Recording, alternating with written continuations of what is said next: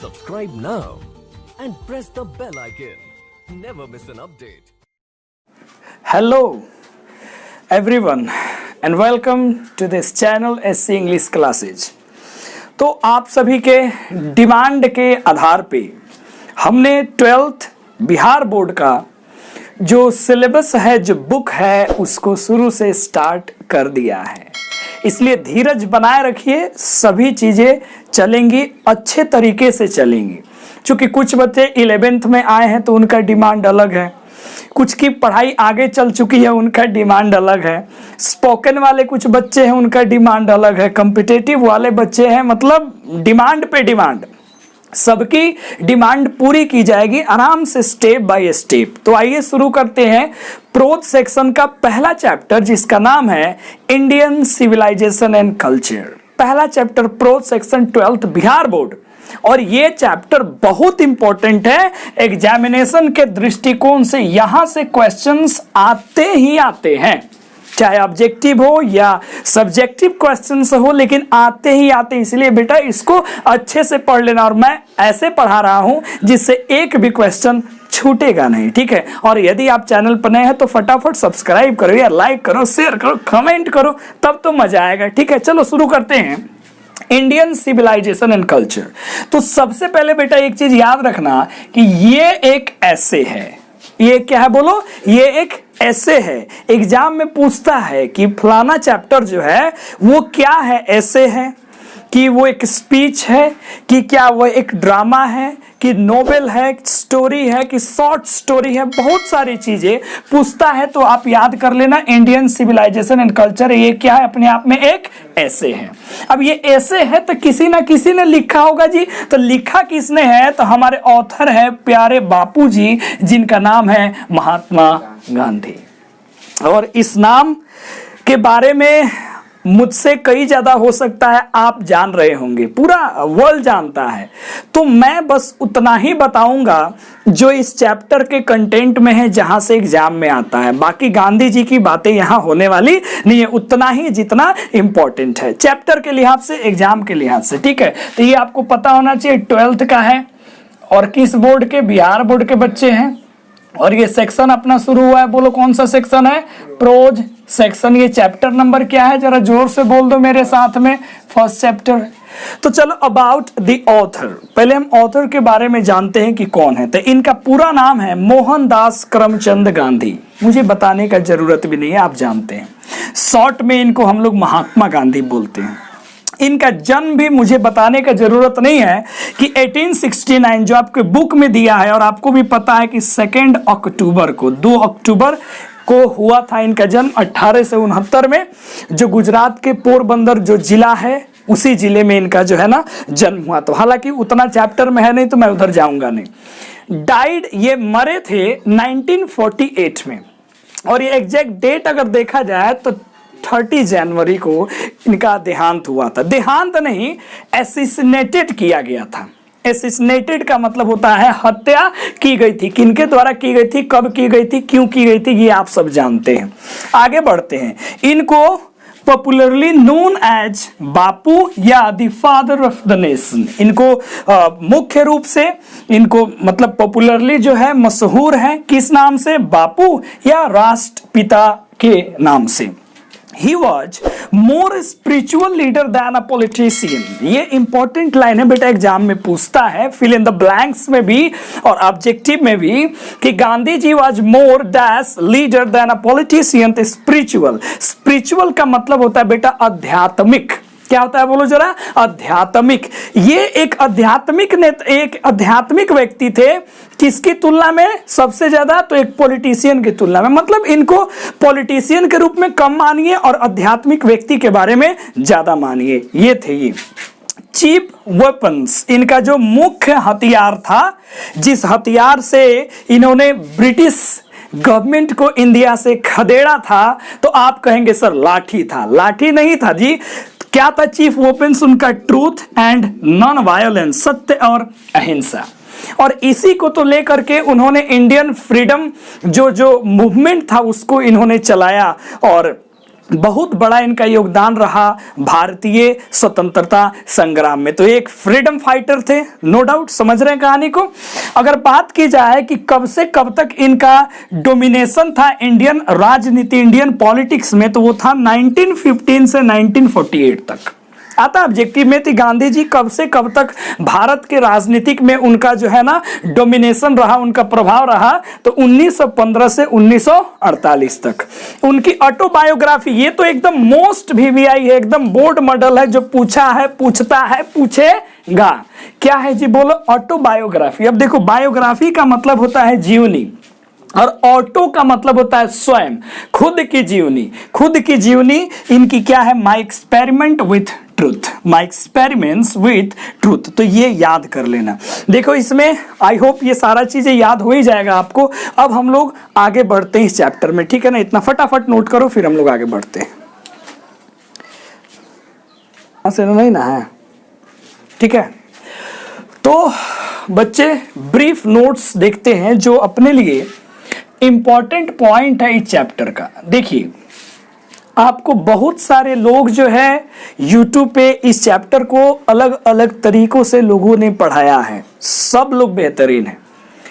कुछ लोगों ने बुक को लाइन बाय लाइन थ्रोली आपको पढ़ाया है, बहुत अच्छे। लेकिन मुझे लगता है जैसा कि अब एग्जाम का अपना पैटर्न है, ऑब्जेक्टिव बेस्ड मैक्सिमम क्वेश्चंस और सब्जेक्टिव में बहुत कम लिखना पड़ता है, तो मैंने उस एग्जाम के पॉइंट ऑफ व्यू से आपकी प्रिपरेशन मुझे करानी है, ताकि बेहतरीन मार्क्स आपको लिटरेचर में मिल सके और चैप्टर भी समझ में आ सके, ठीक है। हालांकि क्लास में तो हम लोग लाइन बाय लाइन पढ़ाते ही हैं, लेकिन यहां लाइन बाय लाइन पढ़ाने से एक चैप्टर जो है बहुत लंबा चला जाएगा, तो आई होप उतना आनंद नहीं आएगा। तो मैंने उसका ब्रीफ नोट्स तैयार किया है, जो आपको एकदम माइंड में पूरा चैप्टर सेट हो जाएगा, प्लस ऑब्जेक्टिव, सब्जेक्टिव, समरी, सब कुछ डिटेल्ड में आपको मिल जाएगी, ठीक है विद्यार्थी। तो आइए शुरू करते हैं इस चैप्टर के बारे में। तो पहले मैंने लिखा है कि इन दिस ऐसे, जैसा कि आपको पता है कि इंडियन सिविलाइजेशन एंड कल्चर क्या है, ऐसे है। ही टॉक्स, ही मतलब कौन, महात्मा गांधी। टॉक्स, बात करते हैं about the sound foundation of Indian civilisation. अब इस साउंड फाउंडेशन का मतलब क्या होता है, आधार। फाउंडेशन का मतलब क्या होता है, आधार, और साउंड फाउंडेशन का मतलब होता है एक मजबूत आधार, ठीक है। यानी कि इस ऐसे में गांधी जी ने बात करी है भारतीय सभ्यता के मजबूत आधार की, which had successfully, वो सिविलाइजेशन सक्सेसफुली, सफलतापूर्वक withstood, एकदम अड़ा हुआ है the passage of time, बदलते समय में भी। यानी कि भारतीय सभ्यता वो सभ्यता है जो समय बदलते गया, लेकिन ये नहीं बदला। इमूवेबल सिविलाइजेशन है अपने इंडिया का। चैप्टर में गांधी जी कहते हैं कि देखो जरा, रोम की सभ्यता, ग्रीस की सभ्यता, एक शब्द बीच में आता है फेराओस। क्या आता है, बोलो बेटा, फेराओस, जिसका मतलब होता है रूलर्स ऑफ इजिप्ट। इजिप्ट एक देश है, वहां के शासकों को फेराओस कहा जाता है। कहते कि देखो कहां गई रोम की सभ्यता, चली गई ग्रीस की सभ्यता, इतनी महान इजिप्ट के जो फेराओस थे वो भी गुजर गए, चले गए, समाप्त हो गए, लेकिन भारतीय संस्कृति और सभ्यता आज भी अपने नींव पर टिकी हुई है। यानी कि उनके कहने का मतलब है कि दुनिया में सब देशों की सभ्यताएं खत्म हो गई। चीन के बारे में उन्होंने कहा कि उनके बारे में तो कहा नहीं जा सकता है, लेकिन जापान को देख लीजिए, सब देशों की सभ्यता धीरे धीरे धीरे धीरे कोलैप्स कर गई, लेकिन इंडियन सिविलाइजेशन कोलैप्स नहीं की। यूरोप की बहुत सारी सभ्यता, ये जो भी कंट्री का आप नाम देख रहे हैं ना, रोम हो, ग्रीस हो, सब यूरोपियन कंट्रीज है। उन्होंने क्या किया, उन्होंने, उनकी सभ्यता समाप्त हो गई, आते आते समय जैसे बदला, क्योंकि उन्होंने जिनसे सीखा, रोम और ग्रीस से उन्होंने सभ्यता सीखा। तो जब रोम और ग्रीस की सभ्यता ऑलरेडी खत्म हो गई, तो यूरोप की सभ्यता कैसे टिकी रह सकती है। लेकिन हमारा इंडियन सिविलाइजेशन पहले जैसे था आज भी वैसे है, और ये हमारा मेरिट है। It is not our demerit, it is our merit. आगे बढ़ते हैं चैप्टर में।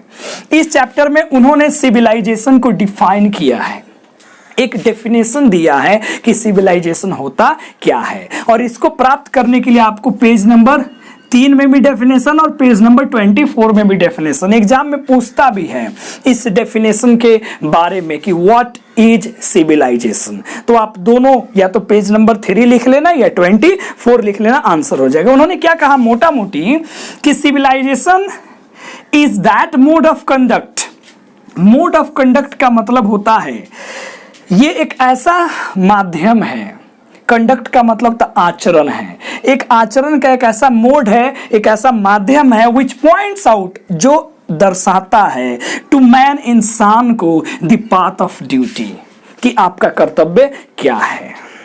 तो सिविलाइजेशन उनका कहने का मतलब ये है। गुजराती में सिविलाइजेशन का सीधा सीधा मतलब होता है गुड कंडक्ट, अच्छा आचरण।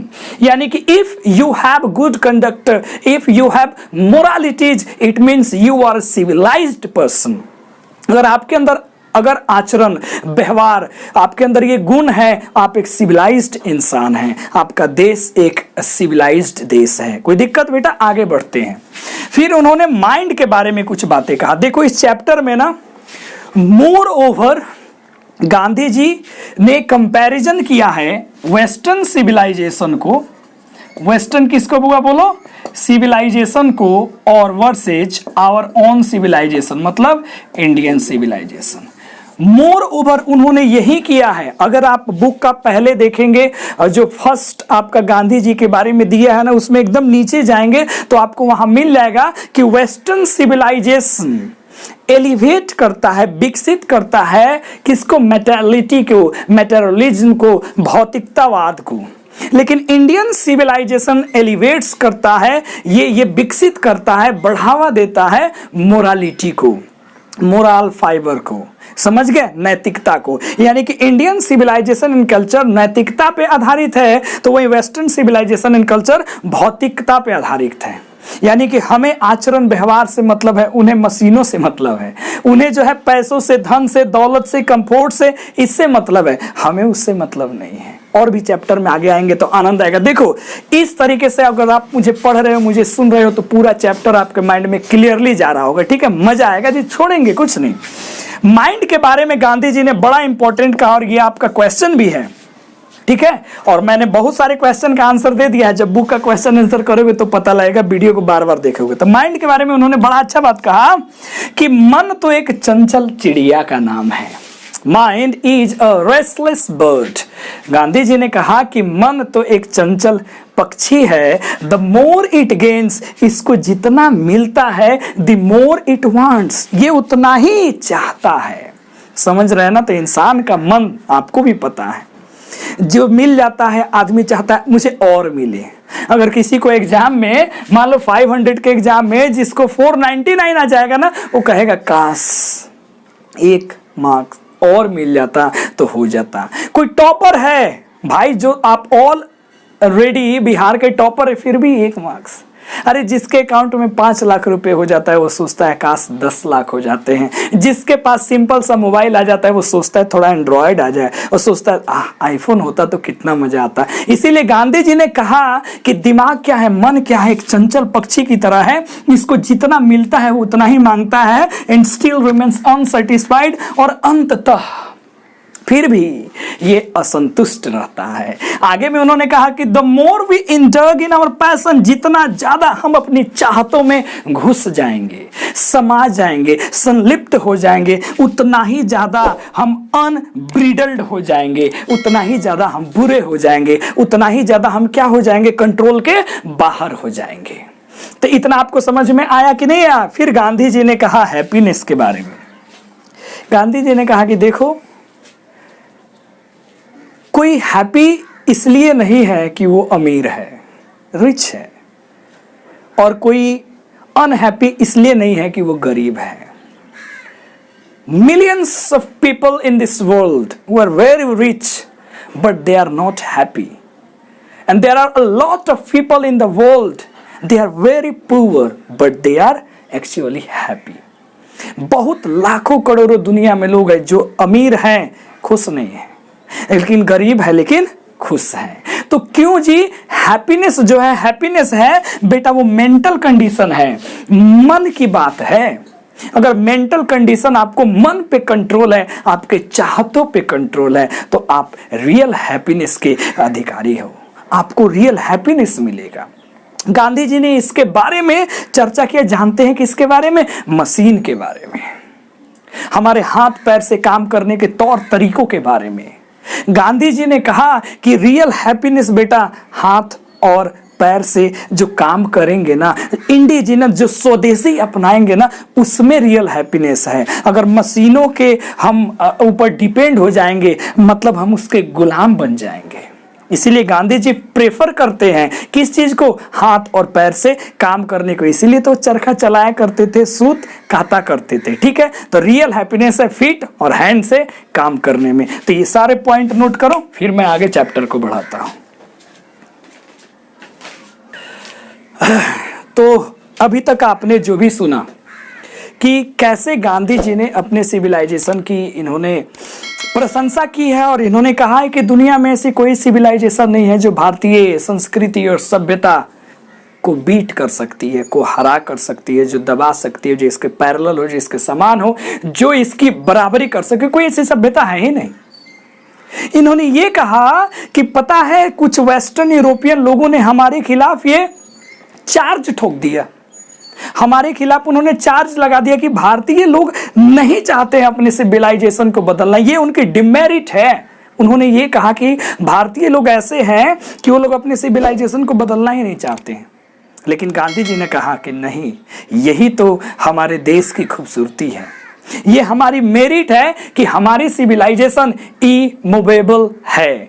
Immovable, unchanged, fill in the blanks में पूछता है कि Indian civilisation is dash immovable या unchanged, you can fill with this words. Okay, तो ये उन्होंने कहा, और भी बहुत सारी बातें उन्होंने कहा जो मैंने आपको ब्रीफ में बताने का प्रयास किया। आइए आगे देखते हैं। गांधी जी ने कहा हमारे पूर्वजों के बारे में, और उन्होंने फोकस किया दो चीजों पे, लग्जरीज एंड प्लेजर्स के बारे में, जो मैंने अभी अभी कहा कि किस प्रकार हमें रियल हैप्पीनेस मिलेगा अगर हम हाथ से और अपने पैर से काम लेंगे। तो उन्होंने कहा कि our ancestor disused us from luxury and pleasures, हमारे पूर्वजों ने हमें अलग रखा, अलग किया किससे, तो लग्जरी से और प्लेजर से, चैन और आराम से। ऐसा उन्होंने क्यों किया, ये क्वेश्चन पूछता है कि why did our ancestor decide us from luxuries and pleasures, did they do the right thing, क्या उन्होंने अच्छा किया? बिल्कुल अच्छा किया। क्योंकि लग्जरीज और प्लेजर्स हमें स्लैब्स बना देते हैं, गुलाम बना देते हैं, और यदि हम अपने पैर और हाथ से काम करेंगे तो हमें रियल हैप्पीनेस मिलेगा। यही तो माइंड इज रेस्टलेस बर्ड का मतलब है ना। जितना आराम के पीछे बेटा भागोगे, उतना ज्यादा तुम बेचैन पक्षी की तरह भागोगे। तुम्हें सेटिस्फैक्शन नहीं मिलेगा, तुम्हें आनंद नहीं मिलेगा, तुम्हें हैप्पीनेस नहीं मिलेगा, तुम्हें कंटेंटमेंट नहीं मिलेगा। तो इसलिए उन्होंने, हमारे पूर्वजों ने हमें इस चीज से क्या रखा, बोलो, दूर रखा। ऐसा नहीं था कि वो नहीं जानते थे कि मशीन कैसे बनाए जाते हैं, वो सब जानते थे, फिर भी वो इसकी तरफ नहीं जाते थे। क्यों? क्योंकि उनको पता था कि अगर हम लोग मशीन पे डिपेंड हो जाए तो हम लोग इसके गुलाम बन जाएंगे, और जिससे स्थिति और भयानक होती चली जाएगी। मतलब होता है ना, इंसान क्षणिक कंफर्ट के लिए, क्षणिक सेटिस्फैक्शन के लिए वो फटाफट ऐसे ऐसे कदम उठा लेता है जो बाद में जाकर के वो इसके लिए कंबरेंस बन जाता है, वो इसके लिए बर्डन बन जाता है, बोझ बन जाता है। तो गांधी जी ने लास्ट वाले पैराग्राफ में बड़े अच्छे से कहा कि बेटा अपने कल्चर को ना और अपने आदतों को एकदम लिमिट रखो। लिमिट में रखोगे कष्ट नहीं होगा जीवन में, अपने ऊपर हावी नहीं होने देना है कभी भी। क्योंकि माइंड अगर रेस्टलेस है तो आप कैसे रेस्ट में हो सकते हो? समझ रहे हो कहानी को? इसलिए अपने को रेस्ट में जाना है तो माइंड को रेस्टलेस होने से बचाना पड़ेगा। गांधी जी ने एक यहाँ पे कंपैरिजन किया cities versus small villages. Gandhi ji हमेशा पक्ष में थे स्मॉल विलेजेस, छोटे छोटे गांवों के हमेशा पक्ष में थे। उनका मानना था कि शहर गुंडे, मवालियों, चोर, बेस्याओं, प्रोस्टिट्यूशन आप में लिखा है, वाइस फ्लॉसरिंग, लोगों को जाल में फंसाने वाले लोग हैं। कहाँ? शहरों में। वहां आपको हैप्पीनेस नहीं मिल सकता है। लेकिन ये सारी चीजें, सारी नकारात्मक चीजें आपको किसी छोटे गांव में कभी भी नहीं मिलेंगी।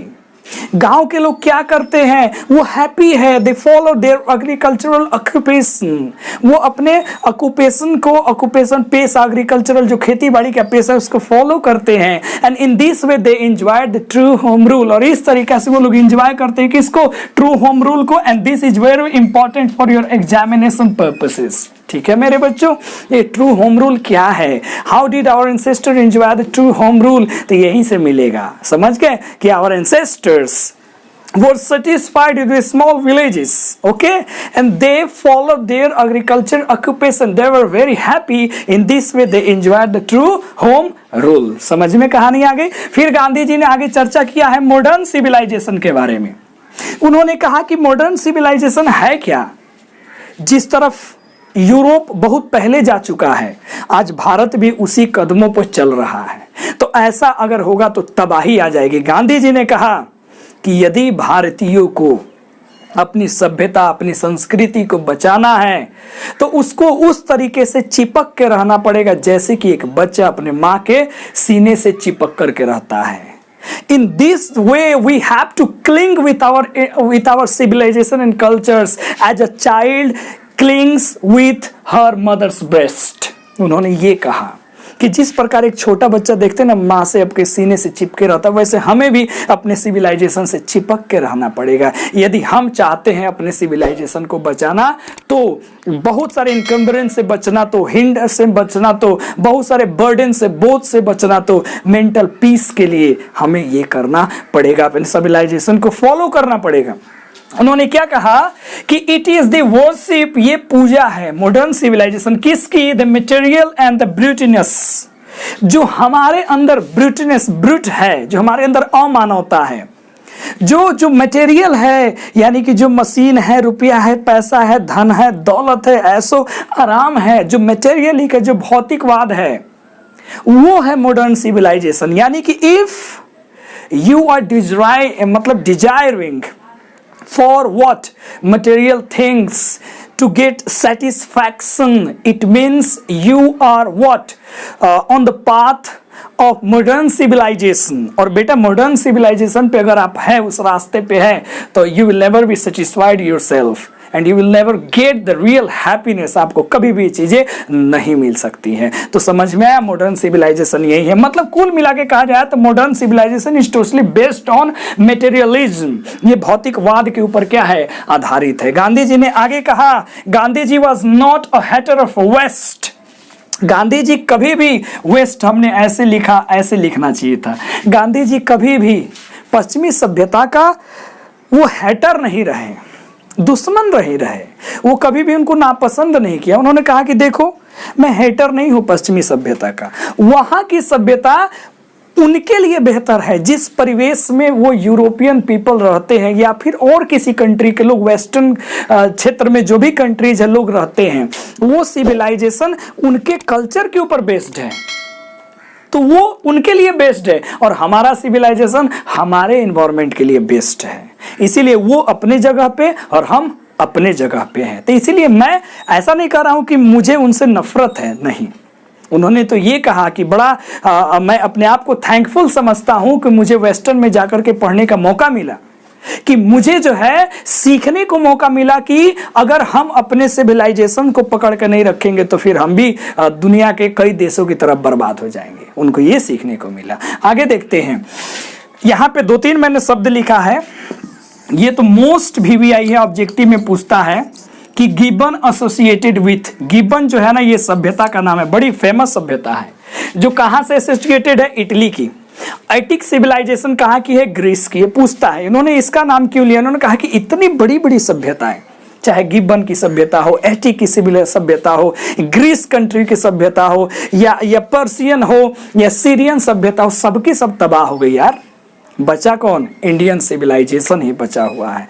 तो हमें जो है, हमारे, उन्होंने हिंदुइज्म की बात की, उन्होंने हिंदुत्व की बात की कि कुछ तो है इस हिंदुइज्म में जिसके कारण हमारा जो फाउंडेशन है वो एकदम साउंड फाउंडेशन है, मजबूत आधार है, और हमें भी आगे चल करके अपने सिविलाइजेशन पर ही डिपेंड रहना होगा। हमें डिपेंड किसी और चीज़ पे नहीं, मतलब कि हमारा सिविलाइजेशन ये नहीं सिखाता है कि हमें अपने चाहतों को, आंतरिक चाहतों को मल्टीप्लाई करना है, बढ़ाना है, नहीं, उस पर हमें लगाम लगाना है। हमें चाहतों को बढ़ने नहीं देना है, माइंड को रेस्ट में ले जाना है, लेस में नहीं ले जाना है। समझ रहे बात को? गांधी जी ने ये कहा। फिर गांधी जी ने कहा आगे कि आवर सिविलाइजेशन आवर कल्चर, हमारा सिविलाइजेशन हमारा कल्चर। ये क्वेश्चन भी पूछता है कि what is civilisation in the real sense, आगे मिलेगा। हमारा सिविलाइजेशन हमारा कल्चर हमारा स्वराज आजादी डिपेंड नॉट अपॉन, ये आधारित नहीं है किसके ऊपर, मल्टीप्लाइंग आवर वांट्स, हमारे चाहतों को, हमारी इच्छाओं को दुगुना करने में, तिगुना करने में, बढ़ाने में। सेल्फ इंडगलेंस, जो हमारी चाहते हैं जिसमें हम लोग समाहित हो जाते हैं, इस पे डिपेंड नहीं है हमारा सभ्यता, हमारा कल्चर, हमारा सभ्यता, हमारा स्वराज। लेकिन इस पे है रेस्ट्रिक्टिंग वन सेल्फ डिनायल, हमें रिस्ट्रिक्टिंग है, मतलब इस पे पाबंदी है, किस पे, हमारे वांट्स को बनाए पे, स्वतः डिनायल कर दे, उसको क्या कर दे, नकार दे। यानी कि हमारा सभ्यता सिविलाइजेशन ये नहीं सिखाता है कि हमें क्या करना है, अपने चाहतों को बढ़ाना है, नहीं, हमें चाहतों पर रिस्ट्रिक्शन लगाना है, उस पे लगाना है। जितना कम होगा लिमिट, उतने हम लोग हैप्पी होंगे। उन्होंने एक और बात कही, उन्होंने कहा कि हमें तो ये फॉलो करना चाहिए, plane living and high thinking. याद रखना, पूछता है कि किसने कहा था, तो एक वेस्टर्न फिलोसोफर है, फिलोसोफर, उसने ही ये कहा था। तो एग्जाम में आता है western philosopher, southern philosopher, northern philosopher, Indian, कुछ भी। याद रखना, plane living and high thinking की बात की, सादा जीवन उच्च विचार, ये रखिए मन में। समझ गए? तो इसी के साथ अपने Indian civilisation and culture brief में, लेकिन बहुत अच्छे तरीका से मैंने पूरा पॉइंट कवर किया है। आई होप इसके बाद आपके सारे ऑब्जेक्टिव और सब्जेक्टिव क्वेश्चंस बन जाएंगे। अगला पार्ट अपना प्योर इसके समरी पे बेस्ड होगा, इंडियन सिविलाइजेशन की समरी, और कुछ ऑब्जेक्टिव तीखे मीठे सवाल होंगे। तब तक बने रहिए इंग्लिश क्लासेस में। थैंक यू वेरी मच, और सब्सक्राइब करना मत भूलना।